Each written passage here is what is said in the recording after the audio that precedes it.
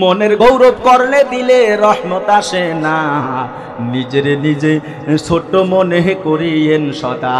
ফেরাউনের লাশটা দেখেন মিশর জাদুঘরে, খায় না কোনো পোকা মাকড়, সবাই ঘৃণা করে। কথা বলেন ঠিক কিনা? আল্লাহ পাক বলেন আমি সুন্দর গঠনে মানুষ বানাইছি, আমি সুন্দর গঠনে মানুষ বানাইলাম। এই মানুষকে আমি জাহান্নামে দেওয়ার জন্য বানাই নাই। হে কুঞ্জেরাটের যুবক, এ সদশের মা বোনেরা, আল্লাহ পাক কত সুন্দর করে বানাইলো। আল্লাহ কোনো মানুষের ছাপ কারো সঙ্গে মিলে দেয় নাই, প্রত্যেকটা মানুষের গঠন ভিন্ন ভিন্ন দিয়া দিছে। এই মানুষকে খুব মহব্বত করিয়া আদর করিয়া দয়া মায়া করিয়া মাওলায় সৃষ্টি করলেন। ওই মাওলার নাফরমানি না করিয়া আজকে আল্লামা নজরুল ইসলাম কাসেমি হুজুরের মাহফিলে আসার জন্য পথে ঘাটে রাস্তাঘাটে যারা ঘুরতেছেন আকুল আবেদন রেখে দিলাম, আপনি তো ঘুরতে আসেন নাই, আপনি আসছেন আল্লাহর কোরআনের কথা শুনিয়া আমলকে পরিবর্তন করানোর জন্য। আজকে যারা চলে আসলেন, আল্লাহ আপনার জীবনের গুনাহ মাফ করে দিলেন। যেই রাস্তা দিয়ে আজকে কোরআনের ছাত্র হওয়ার জন্য আসলেন, রাস্তার পাশের সমস্ত কবরবাসীদেরকে মহান আল্লাহ মাফ করিয়া দিলেন। 40 দিনের জন্য কবর আযাব মাফ। আজকে যারা কোরআনের কথা শোনার জন্য আসলেন, মহান আল্লাহ আপনাকে জাহান্নাম থেকে মুক্তি দিয়া দিল। আল্লাহ পাকের জান্নাত আপনার জন্য অপেক্ষমান রেখে দিল। আল্লাহ পাক বলতেছেন কুনু মা'আস সাদিকিন, তোমরা সত্যবাদীদের সঙ্গী হইয়া যাও। যদি সত্যবাদীদের সঙ্গী হইয়া যাও, কুনু রাব্বানিকিন, তোমরা আল্লাহওয়ালা হইয়া যাইবা। আল্লাহওয়ালা হওয়া ছাড়া উপায় নাই রে যুবক, বুরহানুদ্দিনের মুসলমান বৃদ্ধ বাবাজি। আল্লাহ পাক বলছে সত্যবাদীদের সঙ্গী হওয়া। আপনার আমার মাঝখানে আজকে এমন একজন সত্যবাদী উপস্থিত হইবে, আল্লামা নজরুল ইসলাম কাসেমি, যার ওয়াজ শোনার জন্য হাজার হাজার মানুষ আজকে উপস্থিত হইবে। আল্লাহ তুমি প্রত্যেককে হেদায়েতের জন্য ওয়াজ শোনার তৌফিক দান করো, আর ওয়াজের মাধ্যমে হেদায়েত নসিব করো। এ মুসলমানি বান্দা, পৃথিবীর ভিতরে যে 7 শ্রেণীর লোক যারা কবরে যাওয়ার পর প্রশ্ন হবে না, তার ভিতরে আরেক শ্রেণীর লোক হলো যারা পৃথিবীর ভিতরে পাগল বেকুব মানুষ, তাদের কবরে প্রশ্ন হবে না। আরেক শ্রেণীর লোক হলো পৃথিবীর ভিতরে যারা সূরাতুল মুলুক প্রতি রাতে তেলাওয়াত করে, তাদের কবরে প্রশ্ন করা হবে না। লিল্লাহে তাকবীর। এই পৃথিবীর বুকে আল্লাহ পাক তার নবীকে শেষ জামানার নবী হিসাবে পাঠাইলেন।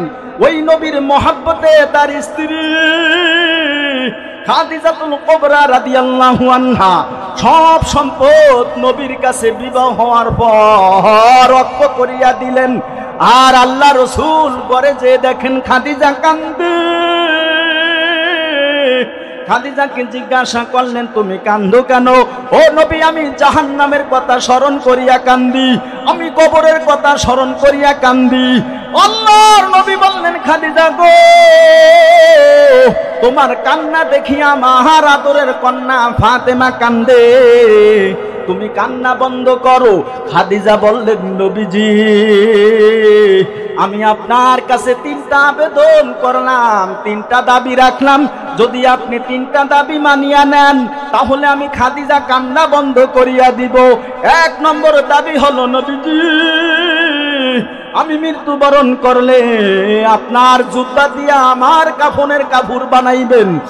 2 নম্বর আবেদন হলো আপনার হাত দিয়ে আমাকে কবরে রাখবেন। 3 নম্বর আবেদন হলো ওই কবরে আমাকে রাখিয়া যাবেন না যখন ফেরেশতা মুনকার নাকির 2 জন ফেরেশতা আসিয়া প্রশ্ন করা শুরু করিয়া দিবে, মার রাব্বুকা মা দীনুকা মান নাবিয়ুকা, তোমার রবকে, তোমার দিন কি, তোমার নবী কে? খাদিজা বললেন ওই সময় নবীজি আপনি চলে যাবেন না, আমার কবরের প্রশ্নের উত্তর দিয়া দিবেন। আল্লাহর নবী বললেন, খাদিজা তুমি কান্না বন্ধ করিয়া দাও। মক্কার সুন্দর মহিলা, মক্কার ধনী মহিলা, যেই মহিলা সব সম্পদ দান করিয়া দেওয়ার পর কবরের কথা স্মরণ করিয়া কান্দে। এই এলাকার মা বোনেরা আপনারা একটু কান্না দিবেন, কারণ নবীর স্ত্রী হইয়া যদি কাঁদতে পারে, আমরা তো নগণ্য উম্মত, আল্লাহর বান্দীরা চোখের পানি ফেলান, বেশি বেশি আল্লাহর কাছে কান্না দেন। দুনিয়ার ঘরে আগুন লাগিয়া গেলে পানি দিয়া নিব, কবরের ঘরে আগুন লাগিয়া গেলে চোখের পানি ছাড়া উপায় নাই। কথা বলেন ঠিক কিনা? আল্লাহর নবী বললেন, খাদিজা তুমি কান্দিও না, তুমি যদি মারা যাও আমি আমার জুব্বা দিয়া তোমার কাফনের কাপড় বানাইব, আমার নিজের হাতের মাধ্যমে তোমাকে কবরে রেখে দিব। ও খাদিজা, তোমাকে কবরে রাখি আমি যাব না, আমি তোমার কবরে বসে বসিয়া মুনকার নাকির ফেরেশতার সওয়ালের তালকিন দিয়া দিব। খাদিজা ইন্তেকাল হয়ে গেল, খাদিজাকে রাসূলের জুব্বা দিয়া কাফন ভরাইয়া দিল, নবী নিজের হাতে কবরে রেখে দিল। ওই নবী কবরের পাশে বসিয়া রইছে গো, কবর থেকে কোনো আওয়াজ শোনা যায় না, কোনো শব্দ নাই, কিছুক্ষণ পর গায়েবী আওয়াজ। এই খাদিজা কবরের ভয়ে কেঁদেছে, কবরে তার প্রশ্ন দেওয়া উত্তর দেওয়ার প্রয়োজন নেই। লিল্লাহে তাকবীর। আর নবীর স্ত্রী হইয়া যদি চোখের পানি ফালাইয়া কাঁদতে পারে, আপনার উভয় কি আমার উভয় কি? হলো হযরতে ওসমান। হযরতে ওসমান গনি রাদিয়াল্লাহু তাআলা আনহু জান্নাতের সুসংবাদ প্রাপ্ত সাহাবী হওয়ার পর কবরের কাছে যাইয়া শুধু কাঁদতো।